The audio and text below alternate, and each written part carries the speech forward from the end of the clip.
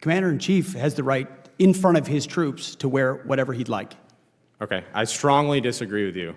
And I urge you both, especially you, General Kane, as we see an increasingly political rhetoric, including from the Secretary, to please, for the good of our troops, this is an incredibly difficult moment, and we need leaders like you to continue to echo the apolitical nature. I have 12 seconds.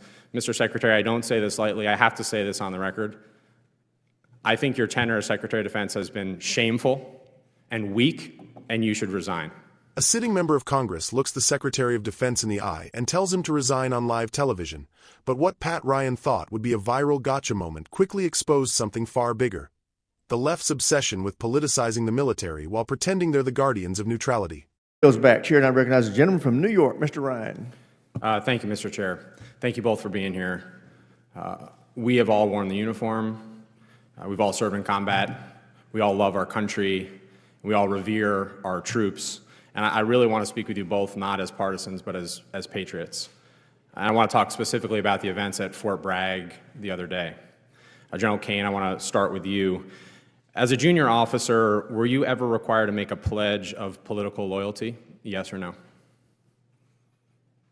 Sir, as you know, we're an apolitical military, so, no. Thank you. At any time in your 30-plus years of incredibly distinguished service, did you have to make a pledge of partisan or political loyalty? No, sir. Thank you. Did you ever serve in any unit or command at any level where service members were required to make a pledge of political loyalty? No, sir. Thank you. And I want to commend you. You've been on the record on this, including in your confirmation hearings, where you clarified, quote, "I've never worn any political merchandise or said anything to that effect." I appreciate that. That is the standard, and I commend you for saying so and continuing to model that. General Kane, one last question for you. Should soldiers have to pledge political loyalty to participate in an event with our commander-in-chief? Yes or no, please. Sir, I'm not. First, no. I'm not aware of any time in history that soldiers, sailors, airmen, Marines have been asked to do that. I think. I'm sorry, General. I do want to, just in the interest of time, I want to talk about what happened at Fort Bragg 2 days ago. There was guidance put out, and this has been verified by multiple independent news outlets, saying, quote, these are to the soldiers of the 18th Airborne Corps and the U.S. Army. If soldiers have political views that are in opposition to the current administration, then they need to speak with their leadership and get swapped out. This is swapped out of the event with the president. In addition, in an incredibly disturbing incident, there was a pop-up shop selling MAGA merchandise on post at Fort Bragg. And to summarize this, there was a commander from Bragg who said on the record, quote, "This has been a bad week for the Army, for anyone who cares about us being a neutral institution. This was shameful." If those are the facts, and I know the Army is investigating at least the MAGA pop-up shop, is that appropriate, General Kane? Sir, I haven't seen any of these reports. I'm not familiar with them, but as I mentioned earlier and in my confirmation hearing, the nation demands a political, nonpartisan military. I appreciate you saying that and happy to share those reports. Secretary Hegseth, are you familiar with DoD Directive 1344.10? Political activities of the members of the armed forces? Well, first off, I don't buy into yes your or no? insinuation Are you familiar that pledges are being done under this administration. That's I reclaim my insinuation. time. Are you familiar with this DoD directive? There's never one time in my service or in this Mr. Defense Secretary, Department. will you please answer I'm answering your these question questions? where politics has been considered for service members. Are you familiar with this directive? Yes or no? Which directive? DoD Directive 1344.10. I'm happy to provide you a copy. There's even a one-page red and green cheat sheet. Are you familiar with it? This is the same directive from when we were all in uniform. I'm sure I am. Has anything changed in that directive under your guidance, given what happened 2 days ago at Fort Bragg? Is there a new policy change that we're not aware of? Again, I totally reject your insinuation. Is there a policy change to DoD Directive 1344.10?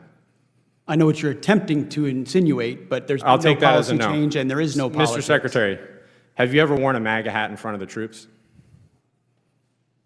I own plenty of MAGA hats, but I don't. Have know you ever that I worn have. one in front of the troops at an official event? I don't I'm believe aware so. of. I don't believe so. Do you think it's appropriate for the President of the United States to wear political merchandise, including a MAGA hat, at official events, including West Point commencement? The commander-in-chief Yes or no? can wear whatever hat he wants, to include the phrase "Make America Great Again," because I would like to you make think America that's- great again as well. So you think that's appropriate? The commander-in-chief has the right in front of his troops to wear whatever he'd like. Okay, I strongly disagree with you. And I urge you both, especially you, General Kane, as we see an increasingly political rhetoric, including from the Secretary, to please, for the good of our troops, this is an incredibly difficult moment, and we need leaders like you to continue to echo the apolitical nature. I have 12 seconds. Mr. Secretary, I don't say this lightly. I have to say this on the record. I think your tenure as Secretary of Defense has been shameful and weak, and you should resign. I yield back. Gentlemen. Before we get into this, make sure you hit that like button, subscribe to the channel, and turn on notifications so you never miss an update. This is where we break down what the mainstream media won't tell you and defend common sense, the Constitution, and this country we all love. So let's talk about what really happened in this hearing, because the headlines don't tell the full story. Congressman Pat Ryan comes in pretending to be above politics. He starts by saying we're all patriots, we've all served, we all love the troops. Sounds nice. But within seconds, the mask slips. Ryan zeroes in on Fort Bragg and starts pushing a narrative that the U.S. military is somehow being turned into a partisan arm of the Trump movement. He questions General Kane first, clearly trying to box him into agreeing with the premise. And to General Kane's credit, he doesn't take the bait. Over and over again, he makes it clear that in decades of service, there has never been a requirement for political loyalty in the military. That is exactly how it should be.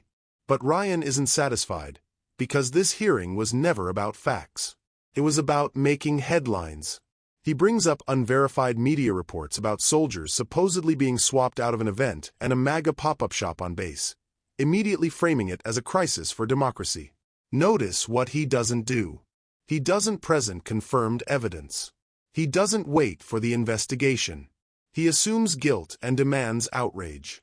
Then comes Secretary Pete Hegseth, and this is where Ryan completely overplays his hand.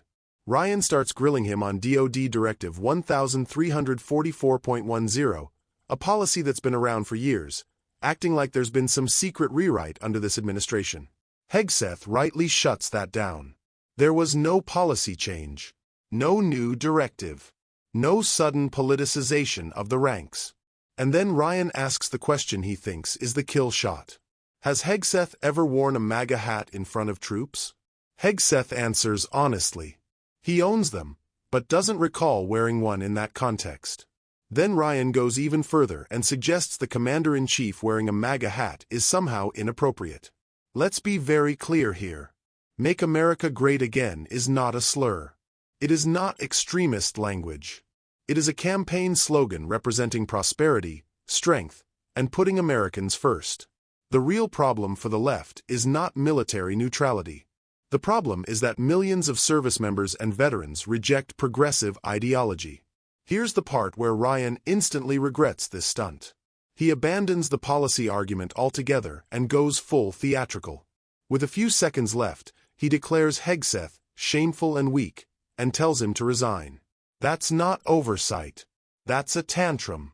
What Ryan accidentally revealed is the left's real position. They don't want an apolitical military. They want a military that aligns with their politics and stays silent when progressive slogans, social experiments, and ideological training are pushed from the top. But the moment a conservative idea exists anywhere near the armed forces, they scream crisis.